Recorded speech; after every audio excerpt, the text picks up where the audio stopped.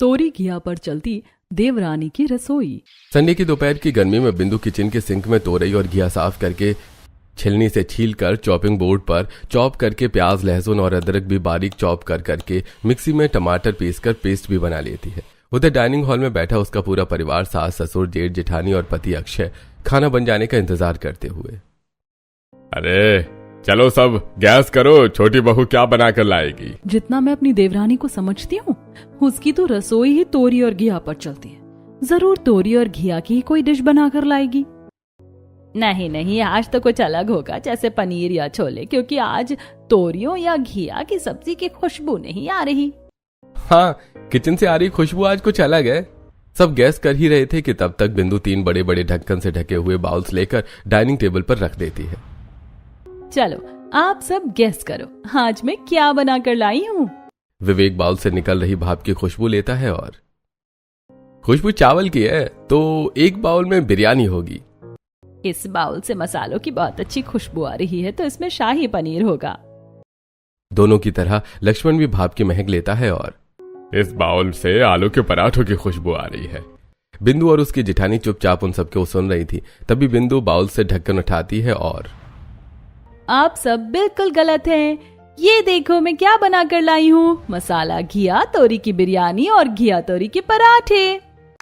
मानसी अपनी कुर्सी से उठती है और खुशी से ताली बजाते हुए, देखा, मैंने कहा था ना, तोरी और घिया ही होगा। मैं अपनी देवरानी को आप सबसे ज्यादा अच्छी तरह से जानती हूँ।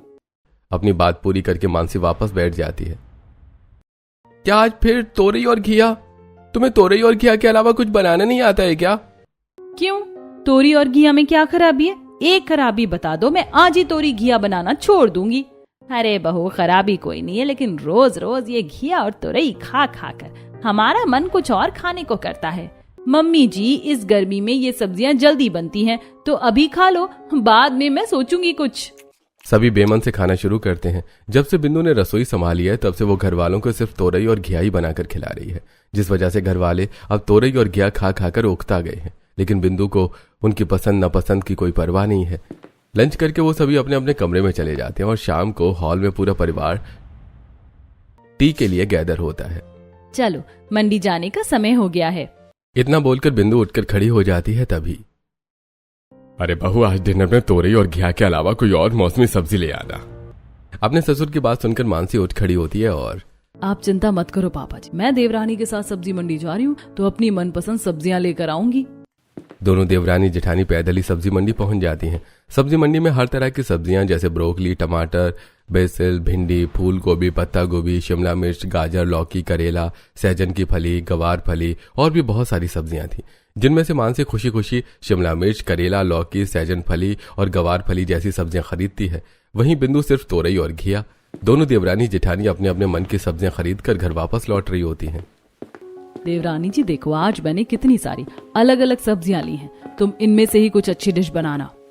ठीक है, मैं कुछ अलग डिश बनाऊंगी जो सबको पसंद आएगी। मानसी अचानक माथे पर हाथ रखती है और अरे मैं तो धनिया और मिर्च लाना भूल ही गई। तुम एक काम करो, तुम घर जाओ, मैं धनिया मिर्च लेकर आती हूँ। बिंदु मुस्कुराती है और उसकी जेठानी वापस सब्जी मंडी की तरफ लौट जाती है। कुछ देर बाद बिंदु सब्जी का झोला लिए घर पहुंच जाती है और हॉल में बैठे उसके सास ससुरों से देखकर, बहू क्या लाई हो सब्जी में? बिंदु बस मुस्कुरा देती है और उसकी सास सब समझ जाती है। बहू फिर तोरी और घिया उठा लाई, आखिर तुम कब समझोगी कि हमारी भी कुछ पसंद है? क्या तुम वही रोज रोज सुबह शाम तोरी घिया बनाती रहती हो? कभी हमारी पसंद का भी ख्याल कर लिया करो। देखिए मम्मी जी, मेरी रसोई तोरी घिया से ही चलती है। अब अगर आपको कुछ अलग खाना है तो बनाकर खा सकते हो, मैंने रसोई में आने से किसी को रोका तो नहीं है। मानसी भी अपनी देवरानी की बात सुनती हुई सब्जी का झोला लेकर वहां पहुंचती है। क्या आप भी देवरानी जी को परेशान कर रहे हो? देखो मैं क्या क्या लाई हूँ। झोला खोलकर सबको अपनी लाई हुई सब्जियां दिखाती है। आज हम सब कुछ अलग स्पेशल खाएंगे। मानसी बिंदु को झोला पकड़ाती है और ये लो, किचन में जाओ और शुरू हो जाओ। बिंदु झोला लेकर किचन में चली जाती है और मानसी हॉल में ही रुक जाती है। अब और इंतजार नहीं हो रहा है, बस छोटी बहू जल्दी से कुछ अच्छा सा बना कर ले आए। बिंदु किचन में पहुंचकर अपनी जेठानी का झोला एक तरफ रखती है और अपने झोले में से तोरई और घिया निकाल कर सिंक में साफ करने लगती है। कुछ ही देर में पूरा परिवार डाइनिंग हॉल में इकट्ठा हो जाता है। पूरा परिवार बहुत दिनों बाद कुछ अलग खाने के लिए एक्साइटेड था। तभी उन सबको हलवे की मीठी महक आती है। अरे वाह बड़ी बहू, तुमने आज क्या जादू कर दिया अपनी देवरानी पर कि वो आज कुछ स्पेशल बना रही है। देखो हलवे की कितनी अच्छी खुशबू आ रही है, जरूर लौकी का हलवा बना रही होगी। कुछ देर बाद कोफ्ते की खुशबू आती है। अरे वाह, कोफ्ते भी बन रही हैं। आज तो छोटी बहू, बड़ी बहू, तुमने आज क्या जादू कर दिया अपनी देवरानी पर कि वो समझ गई कि हमें क्या पसंद है और वो वही बना रही है। बस पापा जी, ये मेरी और देवरानी जी की आपसी अंडरस्टैंडिंग है। थोड़ी देर बाद बिरयानी की खुशबू आती है। अरे वाह, आज बिरयानी भी बन रही है। खुशबू से सभी अंदाजा लगा रहे होते हैं कि अब बिंदु क्या बना रही होगी। कुछ ही देर बाद बिंदु ढके हुए बड़े 3 बाउल्स बड़े से ट्रे में रखकर आती है और डाइनिंग टेबल पर रखती है। भाभी, आज आपकी वजह से हमें कुछ अलग खाने को मिलेगा। इतने दिनों बाद तोरई और घिया के अलावा, तो आज तुम ही सबको सर्व करो। मानसी उठकर बाउल्स के ढक्कन खोलती है और सब चौंक जाते हैं क्योंकि एक बाउल में घिया के कोफ्ते हैं, एक में तोरई का हलवा और एक में घिया और तोरई की बिरयानी। अरे ये क्या, फिर से बहू तोरई और घिया बना कर ले आई? अरे तोरी घिया नहीं, देखो तो तोरी का हलवा है, घिया के कोफ्ते हैं और तोरी घिया की बिरयानी। मैंने तुमको इतनी सारी अलग अलग तरह की सब्जियां लाकर दी थी, वो क्यों नहीं बनाई और वो कहाँ है? आपको तो पता है जेठानी जी कि मेरी रसोई तोरी घिया से ही चलती है, फिर आप तोरी घिया के अलावा कोई और सब्जी क्यों लाई? और मैं आपको वही मना करने वाली थी, लेकिन मुझे अच्छा नहीं लगा आपको ठोकना। छोटी बहू, बहुत हो गया तुम्हारा। ये तो तानाशाही है। इतनी मनमानी तो मैंने अपनी सास पर भी नहीं चलाई जितना तुम हम सब पर चला रही हो। मैं क्या करूं, मुझे तोरी और घिया इतनी पसंद है कि उसके अलावा कुछ और समझ ही नहीं आता, कुछ और बना ही नहीं सकती। मेरे हाथ अपने आप तोरी और घिया की तरफ बढ़ जाते हैं। आप समझो इस बात को। देवरानी जी, तुम इस बात को समझो कि अगर मैं रसोई में जा सकती, रसोई में जाकर खाना बना सकती, तो तुम्हें इतना कुछ बोलने की जरूरत नहीं पड़ती। मैं खुद ही पूरे परिवार को उनका मनपसंद खाना बनाकर खिला देती, जैसे पहले बनाकर खिलाती थी। तो जाओ ना आप, किसने रोका है? बनाओ और खिलाओ। मैं तो यही तोरी और घिया ही बनाऊंगी। अब मानसी उन्हें खाना सर्व करती है और सब चिढ़ते हुए तोरई घिया खाते हैं।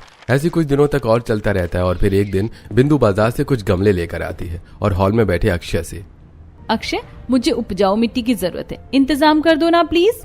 क्यों, किस लिए? वो मैं बाद में बता दूंगी। और हाँ, छत पर चढ़ा देना प्लीज। अक्षय बिंदु की बात मान लेता है और नर्सरी से छोटा हाथी में मिट्टी ले आता है और खुद ही छत पर चढ़ाता है। उसके अगले दिन बिंदु छत पर रखे खाली गमलों में मिट्टी भरकर बीज डालकर पानी से सींचने लगती है। तभी उसकी जेठानी वहां पहुंचती है और, देखो, मैं तुम्हारे खाने की बुराई नहीं कर रही हूँ, तुम्हारे खाने में कोई बुराई नहीं है, तुम्हारा खाना अच्छा है। पानी डालते हुए बिना जेठानी की तरफ देखे ही, हाँ जेठानी जी, लेकिन रोज एक ही तरह की सब्जी, एक ही तरह का खाना खा खा कर आदमी उगता जाता है, उसे कुछ नई चीजें खाने की इच्छा होती है। तुम क्यों नहीं अपनी जिद छोड़ देती? क्यों नहीं परिवार वालों को कुछ अलग बनाकर खिलाती हो? गमले पानी से भर जाने के बाद बिंदु अपनी जेठानी की ओर देखती है। मैं आपकी बात समझती हूँ, लेकिन आप भी मेरी बात समझो। मुझे सिर्फ तोरी और घिया ही पसंद है। लेकिन बाकी घर वालों का क्या? जो मुझे पसंद है मैं वही बनाऊंगी, वही खाऊंगी। तो तुम कहना चाहती हो हम खुद बनाएं और खाएं? हाँ, यही समझ लो, जिसे जो पसंद है खुद बनाकर खा सकता है। ठीक है, तुम अड़ी रहो अपनी जिद पर। तभी वो गमलों को देखती है। वैसे एक बात बताओ, ये गमले में तुमने क्या लगाया है? बस मैं आने वाले समय की तैयारी कर रही हूँ। कैसा समय? आने वाला वक्त ही बताएगा। अपनी देवरानी की बातें मानसी के पल्ले नहीं पड़ती और वो वहां से हॉल में आ जाती है और आगे भी देवरानी की रसोई तोरई और घिया पर चलती रहती है। फिर अगले संडे के दिन बिंदु के अलावा पूरा परिवार बालकनी में इकट्ठा होता है और, तोरी घिया पर चलती देवरानी की रसोई हम लोगों के गले की फांस बन गई है। सही कहा बड़ी बहू, इस उम्र में मेरे घुटनों ने जवाब दे दिया, जिस वजह से मैं रसोई में जा नहीं सकती क्योंकि वहां देर तक खड़ा होना पड़ता है। और मैं अब रसोई में दोबारा कभी जाना नहीं चाहती। ठीक है, अब इस घर के मर्द रसोई चलाएंगे और अपने मन का खाना खाएंगे। लेकिन पापा, हमें खाना बनाना कहाँ आता है? नहीं आता तो सीख लेंगे। बड़ी बहू, तुम रसोई में नहीं जा सकती तो रसोई के बाहर खड़ी होकर हमें खाना बनाना तो सिखा सकती हो ना? हाँ पापा जी, सिखा सकती हूँ। घर के मर्द रसोई में जाने का फैसला करके सब्जी मंडी पहुंच जाते हैं अपनी मन की सब्जियां लेने। विवेक, अक्षय और लक्ष्मण सब्जी वाले से आलू, टमाटर, बैंगन, मटर और गोभी खरीदते हैं। उन्हें सब्जियां खरीदते हुए उनके पास ही दूसरे सब्जी वालों से तोरई और घिया खरीदते हुए बिंदु देखती है। अरे, आज मेरे घर के सभी मर्द मार्केट में सब्जियां खरीद रहे हैं। जरूर ये खुद खाना बनाने का सोच रहे हैं। बनाने दो, जो बनाना है खाएं बनाकर, मुझे कोई प्रॉब्लम नहीं है। बिंदु अपनी तोरई घिया लेती है और घर लौट जाती है। वो किचन में तोरई और घिया रखकर अपने कमरे में चली जाती है। आने दो इन्हें, मैं भी तो देखूं ये कैसा खाना बनाते हैं। कुछ देर बाद वो सभी सब्जियां खरीद कर घर पहुंचकर हॉल से होते हुए सीधा किचन में जाते हैं। उनके किचन में होने की आहट मिलते ही मानसी और ललिता भी किचन के बाहर आकर खड़ी हो जाती है। लक्ष्मण जल्दी जल्दी आलू छीलते हुए, अरे भाई चलो जल्दी जल्दी हाथ चलाओ। विवेक बैंगन चॉप करने लगता है। हाँ पापा, हाँ। प्याज काटता हुआ अक्षय, आज हम अपने मन का खाना खाकर ही रहेंगे। उनकी आवाज सुनकर बिंदु भी अपने कमरे से आकर हॉल में खड़ी होकर उनकी बातें सुनने लगती है। सब्जियां चॉप हो जाने के बाद किचन के बाहर खड़ी मानसी, अब गैस जलाओ। अक्षय गैस जलाता है। अब चूल्हे पर कढ़ाई रखो। विवेक चूल्हे पर कढ़ाई रखता है। अब कढ़ाई में तेल डालो। लक्ष्मण कढ़ाई में तेल डालता है। तेल गर्म हो जाने के बाद जीरा डालो और फिर कटे हुए प्याज डालो। वो तीनों मानसी के गाइडेंस को फॉलो करते जाते हैं और बिंदु हॉल में खड़ी खड़ी मुस्कुराती रहती है। कुछ ही देर में वो तीनों आलू, बैंगन और टमाटर की मिक्स वेज और रोटी लेकर हॉल में पहुंचते हैं। उनके साथ मानसी और ललिता भी थी। वो तीनों डाइनिंग टेबल के पास रखी कुर्सियों में बैठते हैं। मानसी फटाफट डाइनिंग टेबल पर प्लेट्स लगाकर सब्जी और रोटी सर्व करती है। बिंदु भी उनके पास पहुंच जाती है। विवेक बिंदु की तरफ देखता है और देखो बिंदु, तुमने हमारी बात नहीं मानी तो तुम्हारी जेठ, तुम्हारे पति और तुम्हारे ससुर ने खुद ही खाना बना लिया। छोटी बहू, अब हमें तुम्हारी जरूरत नहीं। अब तुम खाना नहीं बनाओगी तो भी चलेगा। किसी की भी बात का जवाब दिए बिना ही बिंदु किचन में चली जाती है और तोरई और घिया साफ करके उबलने को रखती है और उधर डाइनिंग हॉल में बैठे सभी लोग खाना खाना शुरू करते हैं। ये क्या, सब्जी कच्ची रह गई। अरे ये मसाला जला हुआ है। अरे ऐसा खाना तो हमसे बिल्कुल भी नहीं खाया जाएगा। अब हमें देवरानी जी की तोरी घिया ही खानी पड़ेगी। बहू, ऐसा कहना तो नहीं चाहिए, लेकिन बड़े दिन बाद ऐसा लग रहा है कि तुम्हारी तोरई घिया की सब्जी अच्छी लग रही है। हाँ, वो इसलिए आप लोग खाना बनाने में फेल जो हो गए हैं। अगर आप लोग सही से खाना बना लेते तो ये गड़बड़ ना होती। जिसका काम उसी को साजे, दूजा करे तो ठेंगा बाजे। मुहावरा बोलती हुई वो सभी के साथ बैठ जाती है और एक प्लेट में भरता और रोटी रखकर खाना खाना शुरू करती हैं। इस तोरी और घिया में कमी क्या है? इतनी स्वादिष्ट तो बनती है। मेरा बस चले तो मैं तोरी और घिया की चाय बनाकर भी पीऊं। अरे देवरानी जी, ऐसा मत करना। हम लौकी और घिया की सब्जी ही बर्दाश्त नहीं कर पा रहे हैं तो चाय पीकर तो सीधा स्वर्ग ही सुधार जाएंगे। घर के मर्द भी खाना बनाने में फेल हो जाते हैं तो अब सभी को बिंदु की घिया और तोरई खानी पड़ती। एक दिन ललिता और लक्ष्मण बालकनी में खड़े सड़क से आते जाते लोगों को देख रहे थे। तभी वो लोग अचानक उन्हें तोरई और घिया दिखाई देने लगते हैं जो उन्हें देखकर मुस्कुरा रहे हैं। अरे वो देखा तुमने? हाँ देखा। वो दोनों अपनी आंखें मलते हैं, फिर उन्हें सब सही दिखने लगता है। अरे तोरई और घिया खा खा कर अब हमें इंसान भी वही दिखने लगे हैं। उसी शाम विवेक और अक्षय बाइक पर ऑफिस से घर आ रहे थे। तभी उन्हें भी सड़क पर दिख रही कार और बाइक में इंसानों की जगह तोरई और घिया दिखाई देने लगते हैं।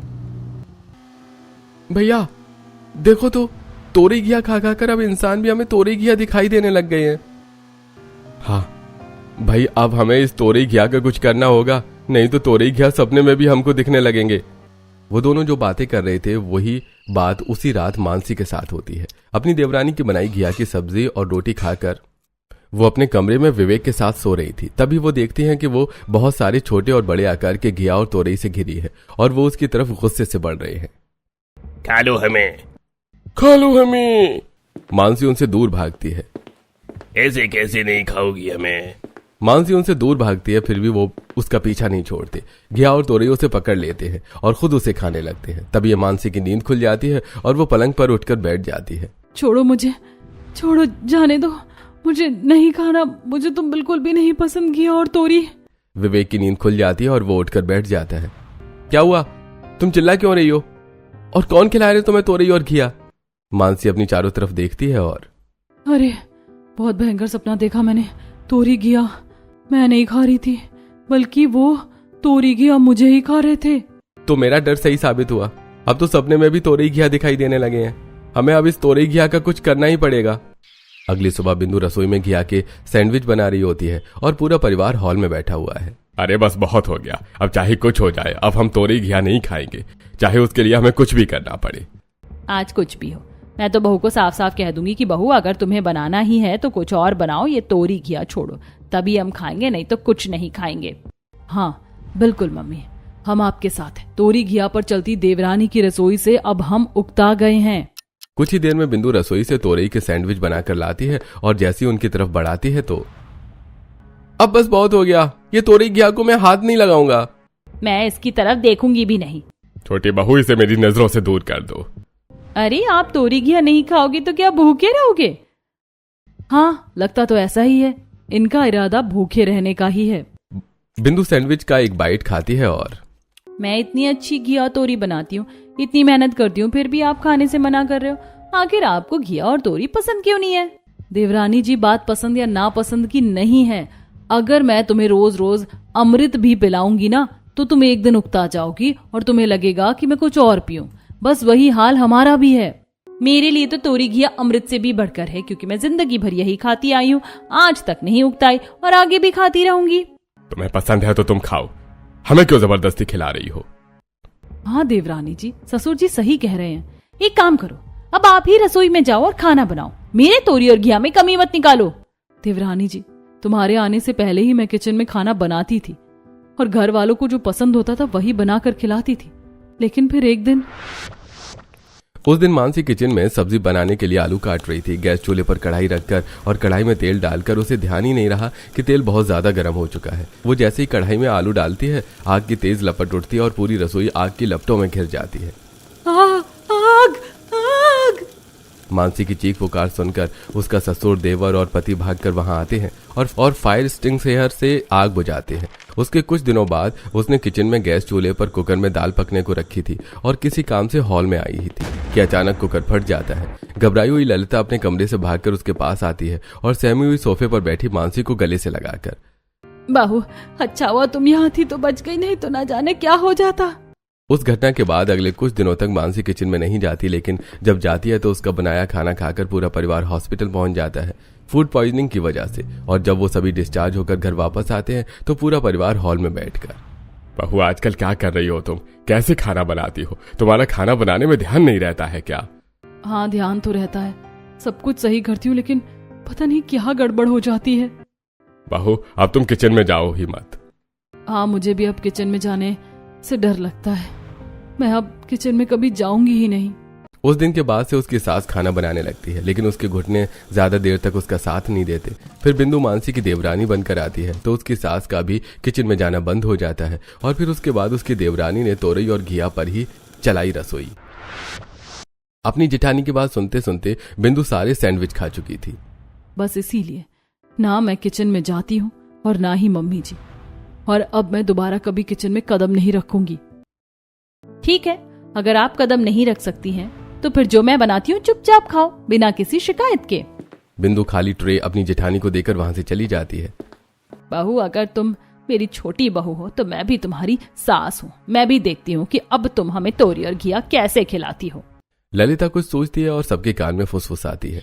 अगले दिन की शाम दोनों देवरानी जेठानी सब्जी मंडी जाती हैं और जब बिंदु झोले में घिया और तोरई लेकर उसके साथ घर वापस आ रही होती है तो वो ब्लेड से झोला काट देती है। एक एक करके सारे घिया और तोरई गिर जाते हैं। अब कैसे बनाओगी देवरानी जी तोरी और घिया? मानसी समझ रही थी कि बिंदु को पता नहीं चलेगा, लेकिन जैसे ही तोरई और घिया गिरने के बाद झोला हल्का होता है वो सब समझ जाती है और वो उसकी तरफ देखकर मुस्कुराती है। क्या हुआ देवरानी जी? कुछ नहीं, जल्दी घर चलते हैं, आज मैंने एक नई डिश सोची है, वही बनाऊंगी। तोरी और घिया की ही ना?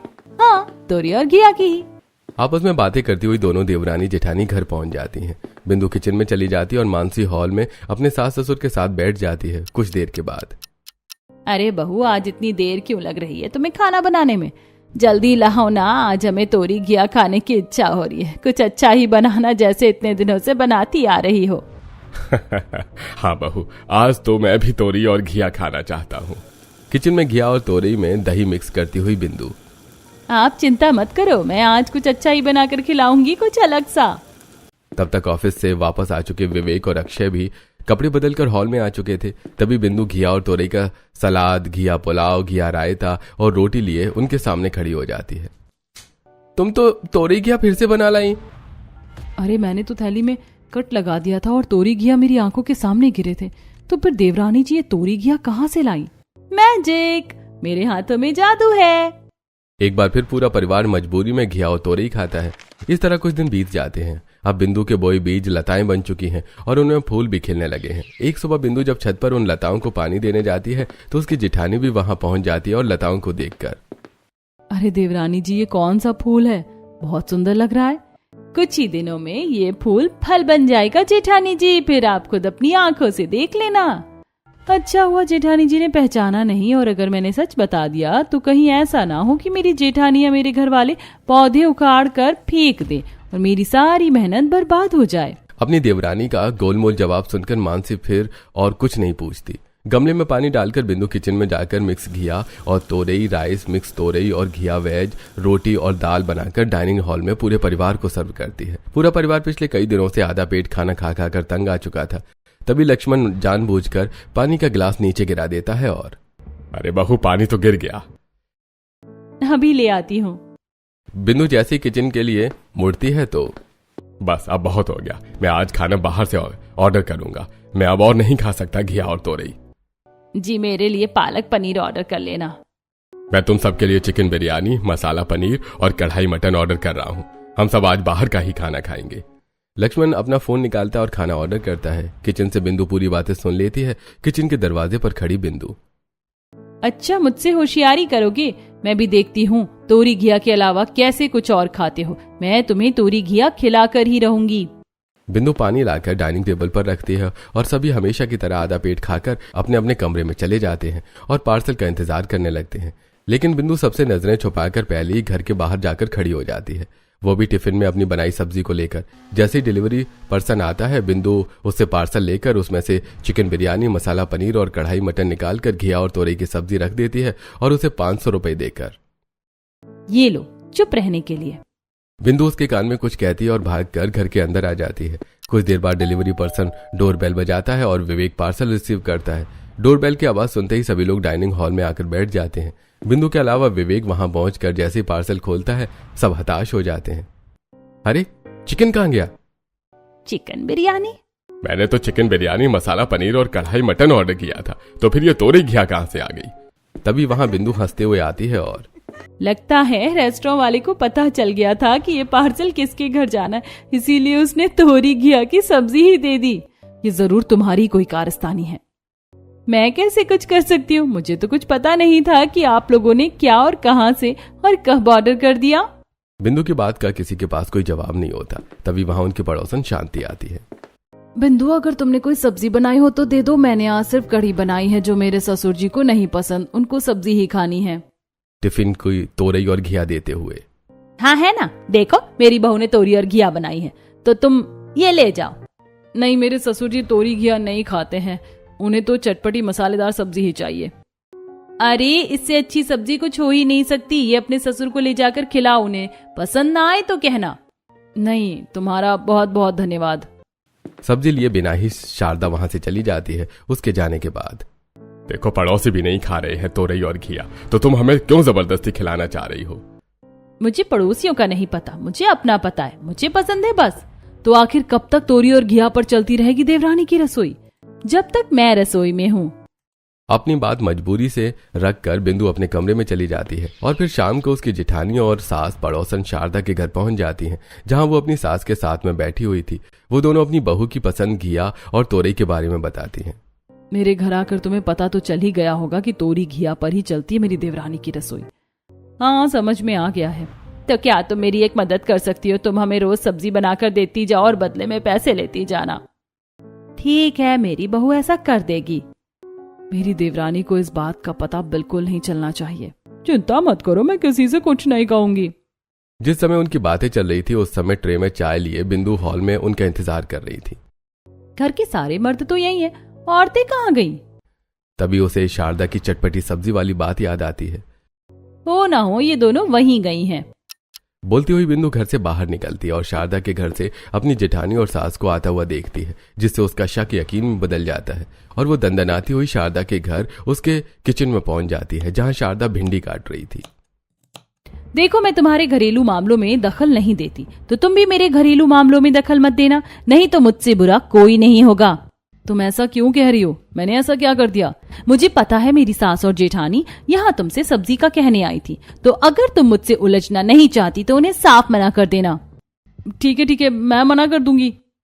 बिंदु उसे अपने तरीके से समझाकर सब्जी मंडी चली जाती है और शारदा उसकी सास और जेठानी को घर जाकर सब्जी देने से मना कर देती है और वो दोनों समझ जाती हैं कि ये कार्यस्थानी किसकी है, मतलब किसके दबाव में शारदा मना कर रही है। दोनों सास बहू किचन में जाती हैं और फ्रिज में रखी घिया और तोरई कचरे के डिब्बे में फेंक कर, अब हम तोरी घिया बिल्कुल नहीं खाएंगे। अब हम भी देखते हैं कि तुम तोरी और घिया कैसे बनाती हो। उस दिन के बाद से ललिता और मानसी बिंदु की लाई घिया और तोरई उससे नजरें बचाकर कचरे के डिब्बे में फेंक देती, लेकिन फिर भी वो डाइनिंग हॉल में तोरई और घिया की कभी सब्जी तो कभी पुलाव, कभी पराठे, कभी सलाद लेकर पहुंच जाती। उस रात डाइनिंग हॉल में पूरे परिवार के साथ बैठी मानसी बिंदु की लाई घिया की सब्जी देखकर, देवरानी जी, तोरी और घिया हम रोज फेंक देते हैं, तो फिर तुम लाती कहाँ से हो? जहाँ आपकी सोच खत्म होती है वहां से मेरी सोच शुरू होती है जेठानी जी। बिंदु के जिद के बावजूद उन्हें घिया और तोरई खानी ही पड़ती है। बिंदु को पता चल जाता है कि ससुराल वाले तोरई और घिया की वजह से कम खाना खा रहे हैं, तो वो सबको घिया और तोरई का जूस पिलाने का फैसला करती है और किचन में जाकर मिक्सी में तोरई और घिया के साथ अदरक, नमक और मिर्च डालकर जूस बनाकर हॉल में बैठे सभी लोगों को ले जाकर देती है। और वो जैसे ही पहला सिप लेते हैं, अरे तुम जूस भी तोरई और घिया का बनाकर लाई हो? आप लोगों को नहीं पता कि तोरी घिया की क्या क्या डिशेस बनाई जा सकती हैं। वो सभी जूस के गिलास वहीं टेबल पर रखकर बालकनी में जाकर खड़े हो जाते हैं। तभी मानसी की नजर सब्जी वाले भोले के ठेले पर पड़ती है। ठेले पर थोड़ी थोड़ी सभी सब्जियां थी, आलू, टमाटर, बैंगन, भिंडी, गोभी, बस नहीं थी तो तोरई और घिया। भैया, तोरी घिया नहीं है क्या? अरे तोरई घिया का सीजन खत्म हो गया, अब अगले साल ही आएगी। जब तोरी घिया का सीजन खत्म हो गया तो देवरानी को कहाँ से मिल जाती है? यही बात मानसी हॉल में जाकर सोफे पर बैठी अपनी देवरानी से पूछती है और बिंदु सिर्फ मुस्कुराती है। देवरानी जी, तुम मुस्कुरा क्यों रही हो? याद है मैंने उस दिन छत पर गमलों में पानी देते हुए क्या कहा था कि मैं भविष्य का सोच रही हूँ। बिंदु अपनी जेठानी को छत पर ले जाती है और गमले में उगी तोरई और घिया की बेल में लगे तोरई और घिया दिखाकर, तो वो भविष्य यही था। फिर दोनों जेठानी हॉल में पूरे परिवार के पास आती हैं और बेमौसम तोरई और घिया बनने का राज सबसे बताती हैं। अब चाहे जो हो जाए, हम में से कोई भी तोरई और घिया को हाथ भी नहीं लगाएगा। तोरी और घिया में वही मसाले पड़ते हैं जो दूसरी सब्जियों में पड़ते हैं। अगर मैं छोले भी बनाऊंगी तो वही मसाले डालूंगी। स्वाद सब्जी में नहीं मसालों में होता है। और तोरी घिया भी मैं वैसे ही बनाती हूँ। मैंने कोफ्ते भी बनाए, चटनी भी बनाई, भुजिया भी बनाया, जूस भी बना दिया, हलवा भी बना दिया, पराठे भी बना दिए, बिरयानी बना दी, सब कुछ तो बनाया। और सबसे अच्छा, गर्मी में तोरी और घिया जल्दी बन भी जाता है, तो किचन में मुझे ज्यादा देर तक रखना भी नहीं पड़ता। देवरानी जी, बात तो बिल्कुल सही कह रही हो तुम। हर तरह की सब्जियों में मसाले वही पड़ते हैं। इसीलिए गर्मी से बचने के लिए मेरी रसोई तोरी और घिया से चलेगी। अगर आपको कुछ और ही खाना है तो आप अभी बना सकती हैं। मुझे अब किचन में जाने से डर लगता है। वो सिर्फ एक इत्तेफाक था, दुर्घटना जो किसी के साथ भी हो सकती है। उस डर को बाहर निकालो और रसोई में जाओ और जिसे जो बनाकर खिलाना है वो बनाकर खिलाओ। बहू, तुम्हारी देवरानी सही कह रही है। कोशिश करो, डर को बाहर निकालो। नहीं तो तुम्हारी देवरानी जिंदगी भर हमें तोरई घिया ही खिलाती रहेगी। हाँ, हमारी मजबूरी समझो। मैं तो तोरी घिया ही बनाऊंगी। अब आपको अगर कुछ और खाना है तो रसोई में आना ही पड़ेगा। ठीक है, अब मैं रसोई में जाऊंगी, जो होगा देखा जाएगा। उस दिन मानसी बहुत दिनों बाद अपनी देवरानी के साथ रसोई में जाती है और सिर्फ दाल चावल बनाकर ही डाइनिंग हॉल में सब लोगों को सर्व करती है। देवरानी जी, तुमने तो मेरा इतना बड़ा डर निकाल दिया। हाँ, अब धीरे धीरे आप अपना डर खत्म करो और जिसे जो बनाकर खिलाना है वो बनाकर खिलाते रहो। बाकी मैं भी अपनी तोरी घिया पर रसोई चलाऊंगी। उस दिन के बाद देवरानी की रसोई सिर्फ तोरई घिया पर नहीं चली, क्योंकि जेठानी ने भी अपने डर पर काबू पाकर रसोई में कदम रख दिया था।